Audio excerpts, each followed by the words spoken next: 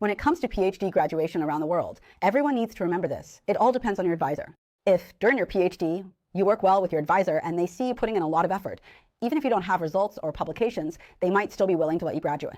Now, when it comes to the United States, a lot of people say it takes 6 or even 7 years to finish a PhD, and sometimes you still can't finish. But here, I want to share a fact with everyone. Whenever we look at something, we can't just look at the average. In reality, about 70% of PhD students in the US can graduate within 5 years.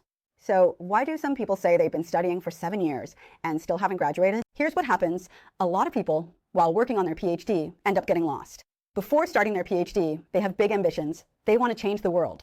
But real scientific research is actually very tedious. You'll find that as you work on many things, you just can't keep going, and they end up going nowhere. At that point, everything comes to a standstill, and the PhD has to be extended because their projects aren't finished. They end up stuck in a cycle of internal struggle. There's also another group, and this is actually the main reason why most people can't finish their PhD in 5 years. After finishing their doctoral studies, they can't find a job, but they also don't want to enter the workforce. So they just stay at the university and keep working on their PhD, intentionally not graduating and deliberately not finishing their dissertation. This way, they can continue to use the university's resources to publish a few more papers, which will help them land a teaching position later on. I even know someone who is doing a PhD in the UK for 10 years.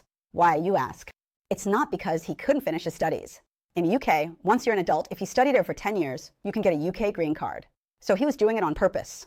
So these people have actually extended the average time it takes to get a PhD in the US. If you just do what a normal student is supposed to do, you can graduate in 5 years, and some people even finish their PhDs in the US in just 3 years. It does happen.